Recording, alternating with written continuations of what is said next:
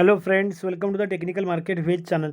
दोस्तों, आज जिस कंपनी के बारे में डिस्कस करेंगे, कंपनी का नाम काफ़ी यूनिक है। कंपनी का नाम मतलब बहुत कम लोगों ने नाम सुना है, क्योंकि उसके बारे में नॉर्मली कोई डिस्कशन नहीं करता। ऐसा यूनिक नेम है कंपनी का। और अगर बात करोगे तो हमने 4 महीने पहले इस कंपनी के बारे में वीडियो बनाया था। दोस्तों, कंपनी बेसिकली इलेक्ट्रिकल इक्विपमेंट और कंपोनेंट्स बनाती है। साथ ही में इलेक्ट्रिक व्हीकल में भी कंपनी का नाम जुड़ा है, क्योंकि कंपनी ने हाल ही में एक बड़ा ऑर्डर मिला था कंपनी को इलेक्ट्रिक बसेस का, जो कि लगभग 250 करोड़ के आसपास का टेंडर था। सो सब न्यूज़ देखेंगे, वो न्यूज़ भी क्या है। बट दोस्तों, अगर कंपनी का ओवरऑल जानकारी देखेंगे तो काफ़ी सस्पेंसिव और काफ़ी इंटरेस्टिंग जानकारी है। सो इन्वेस्ट करने से पहले सब जानकारी देख लो, फिर डिसाइड करना इन्वेस्ट करना नहीं करना। अगर आपको इन्वेस्ट नहीं भी करना, फिर भी आपको पता होना चाहिए ऐसी यूनिक कंपनी के बारे में। सो कंपनी कौन सा है, कंटिन्यू करते हैं अपना आज का वीडियो। जो लोग चैनल पे नए हैं, चैनल को सब्सक्राइब कीजिए, बेल आइकन को दबाएं, ताकि ऐसे लेटेस्ट और अपडेटेड वीडियो सबसे पहले आप तक पहुंचे। क्योंकि दोस्तों, आपको तो पता है अपने चैनल पे डेली बेसिस पे वीडियो अपलोड होते रहते हैं मार्केट रिलेटेड। हमने लेटेस्टली वीडियो अपलोड किया था पीएफसी के बारे में, जो कि आज उसका Q4 का रिजल्ट है। इजी ट्रिप प्लानर्स के बारे में 2 दिन पहले वीडियो अपलोड हुआ था, जिसका आज रिजल्ट लगने वाला है। सो हम ऐसे ट्रेंडिंग में और कुछ इंपॉर्टेंट वीडियो को कवर करते हैं, जिसका लिंक आपको डिस्क्रिप्शन में प्रोवाइड किया जाएगा। तो कंटिन्यू करते हैं, learn market earn money. So basically जिस कंपनी को जिक्र कर रहे हैं, उसका आज का 15 जून का 3:30 के बाद का डाटा है। 185.80 पे ट्रेड कर रहा है। लगभग 1.85 का डाउनग्रेड है। 0.99% डाउन है, मतलब ज़्यादा कुछ डाउनग्रेड नहीं है दोस्तों। और अगर देखोगे ओपन कितने पे हुआ, तो ओपन हुआ था 189.50। हाई लगाया 189.80। और लो की बात करोगे तो एन 184 का लो लगा है। तो कंपनी काफ़ी लो लगा के भी फिर से सवर के देख सकते हो आप, यहाँ पे 185 के आसपास पहुंच चुके हैं।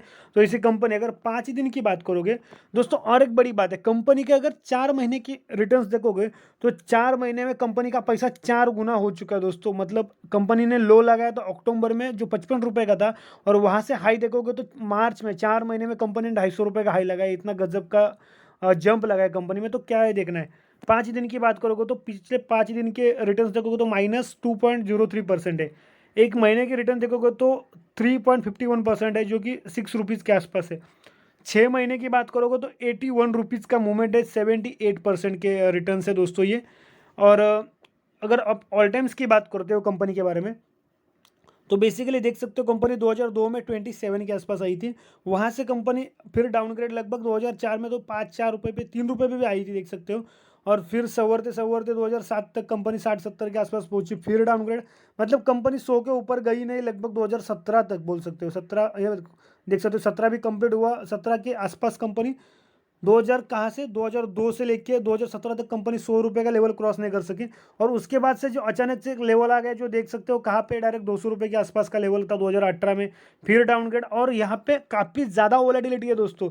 मतलब इसको आप रिस्क भी बोल सकते हो, क्योंकि देख सकते हो 2019 में प्राइस 250 के आसपास था।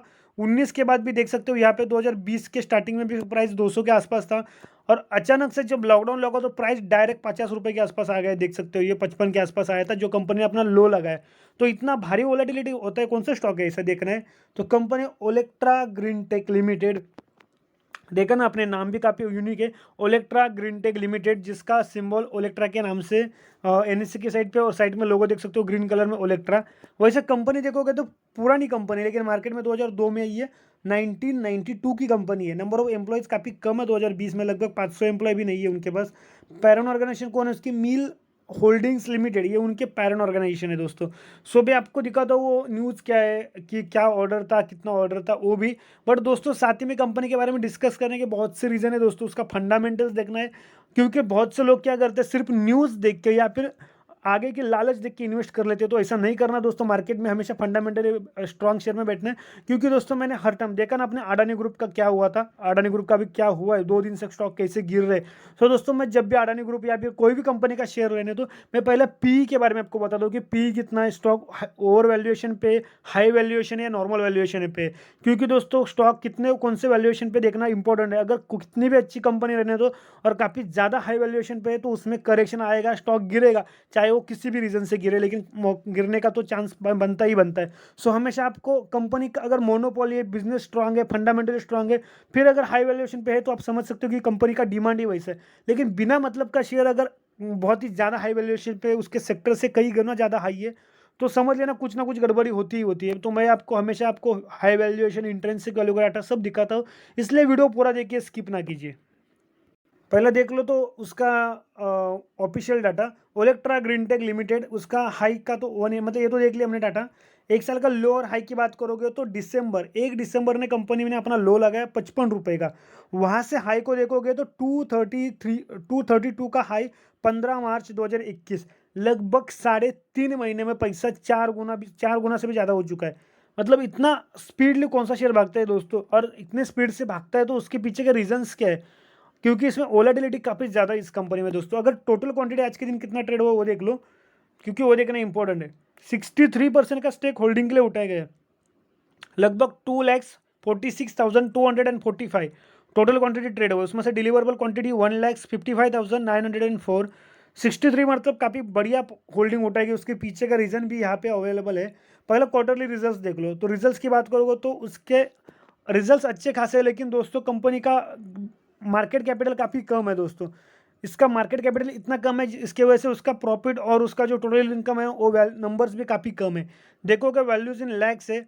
Q2 का उसका जो टोटल इनकम था 5,019 था, वो बढ़ के Q3 में 6,013 हो चुका है। टोटल नेट प्रॉफिट की बात करोगे तो पहला कितना होता 225 था, जो बढ़ के 457 हो गए वैल्यूज इन लैक्स से। सो कंपनी का ओवरऑल मार्केट कैपिटल ही कम है, क्योंकि कंपनी स्मॉल कैप शेयर है। सो मार्केट कैपिटल कम होने की वजह से उसका टोटल इनकम में भी कम, मतलब नंबर्स कम है टोटल इनकम के। उनको मिलने वाले कॉन्ट्रैक्ट भी कम अमाउंट के रहते हैं, और उनका होने वाला जो प्रॉफिट है वो भी कम अमाउंट का है। अगर डिविडेंड की बात करोगे तो कंपनी का डिविडेंड अवेलेबल नहीं, क्योंकि कंपनी ने डिविडेंड दिया ही नहीं है। और दोस्तों कल की बात करोगे तो कल 16 जून है, और कंपनी का फाइनेंशियल रिजल्ट लगने वाला है, देख सकते हो। To consider and approve the financial result for the period ended March 31, 2021। So ये कंपनी का कल का न्यूज़। कल कंपनी का रिजल्ट का डिस्कशन है, क्वार्टर मतलब रिजल्ट लगने वाला है दोस्तों Q4 का, जिसके लिए आज के दिन इतनी बड़ी होल्डिंग उठाई गई है। नहीं तो नॉर्मली इस कंपनी में उतना इंटरेस्टेड नहीं रहते लोग, और इतना कुछ होल्डिंग नहीं उठाया जाता। लेकिन आज के दिन एडवांस में होल्डिंग उठाने का रीज़न है कि अगर कल रिजल्ट अच्छे आते हैं, या फिर रिजल्ट के दिन स्टॉक अगर भागता है तो अच्छी खासी रिटर्न्स कमा ले एक दिन में पैसा छापेंगे, वो मकसद से ये होल्डिंग उठाया जाता है। अगर शेयर होल्डिंग की बात करोगे तो प्रमोटर का होल्डिंग कम हुआ है।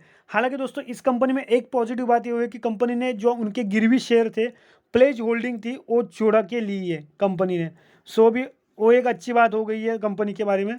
तो 59.02% का स्टेक प्रमोटर का था, जो भी कम होके 55.67 हो चुका है, जो काफ़ी कम हुआ है, लगभग 4% के आसपास। और पब्लिक की होल्डिंग देखोगे तो 40.98% थी, जो भी बढ़ के 44.33% हो चुकी है। और इसमें भी एक अच्छी बात नहीं बोल सकते, क्योंकि सबसे ज़्यादा होल्डिंग किसकी है तो रिटेल वालों की होल्डिंग है पब्लिक में। सो सेकेंड हाईएस्ट होल्डिंग किसके पास है तो रिटेल वालों के पास है, जो भी देखेंगे हम जो कुछ डाटा है। सो देख लो Olectra Greentech Limited industrial sector में काम करते हैं। कौन सा industry? Electrical component and equipment. Small cap share मैंने आपको बोला था, और मार्केट कैपिटल काफ़ी कम है उसका। 1540 करोड़ का मार्केट कैपिटल है, जो काफ़ी कम है।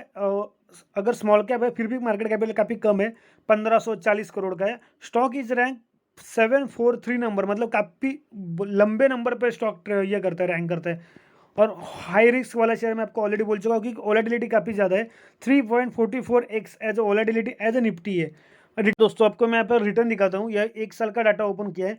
यहाँ पे देख सकते हो 1 साल पहले, मतलब 1 साल का डाटा है, तो दिसंबर के आसपास इसका प्राइसिंग 55 के आसपास था, जो कंपनी ने लो लगाया था। और वहाँ से हाई देखोगे तो ये देख सकते हो मार्च में कंपनी 250 के आसपास पहुँच चुकी है। मतलब सिर्फ 4 साढ़े 3 महीने में पैसा 4 गुना किया कंपनी ने, तो ऐसा ये उसका। और वोलेटिलिटी की ऐसी मैं आपको दिखा दूँ कितनी बढ़िया वोलेटिलिटी इस कंपनी में। यहाँ पे देख सकते हो कि लगभग 2019 में 250 वाला शेयर 1 साल में लगभग 40-45 के आसपास आ जाता है 1 साल में, और फिर से अगले 1 साल में फिर से वो उसी प्राइस के आसपास जाके पहुंच जाता है। तो इतनी वोलेटिलिटी है कि दोस्तों कि लगभग आप देखोगे ना तो कोई सर्टेनिटी नहीं, कोई फिक्स कांस्टेंट नहीं है।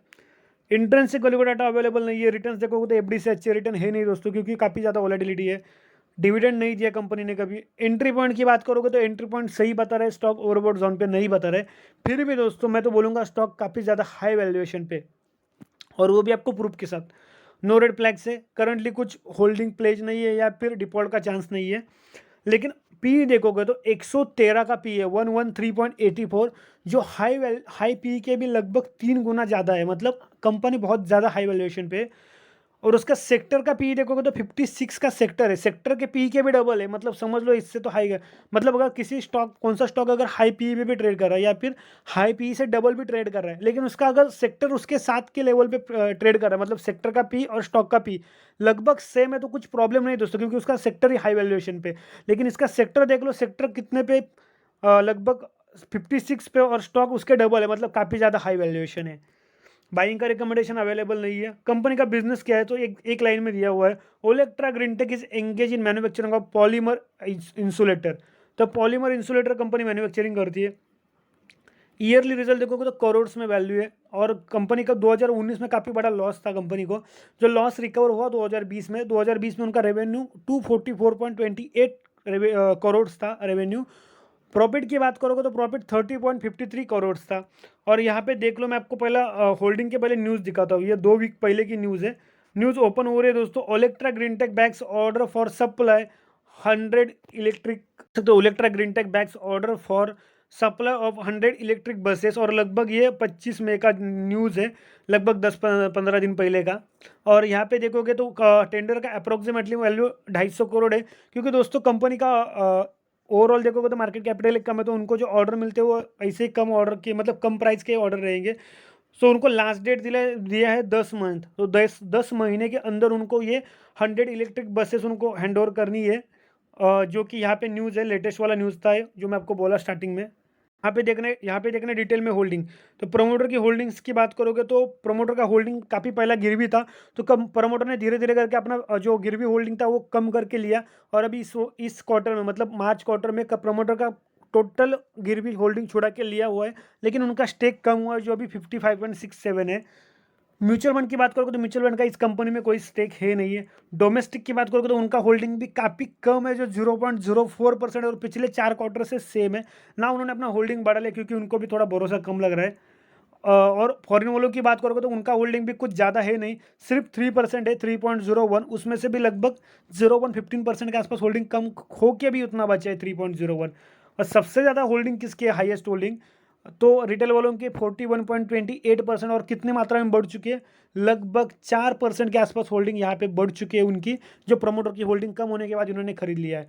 सो ओवरऑल कंपनी के बारे में सब जानकारी देख ली। कंपनी के आज के दिन इतनी ज़्यादा मात्रा में होल्डिंग उठाने और होल्ड करने का रीज़न क्या है, तो कंपनी का कल रिजल्ट लगने वाला है। कंपनी का फंडामेंटल टेक्निकल्स भी देख लिया, बाकी इन्वेस्ट करना नहीं करना आपका डिसीजन है, बट इन्वेस्ट करने से पहले अपने फाइनेंशियल एडवाइजर से डिस्कस जरूर कीजिए। और हमेशा मार्केट का एक रूल आप ध्यान में रखिए, कोई भी चीज़ आपको महंगे दाम पे नहीं खरीदनी, सस्ते दाम पे खरीदनी और महंगे दाम पे बेचनी, तभी आपको प्रॉफिट होगा।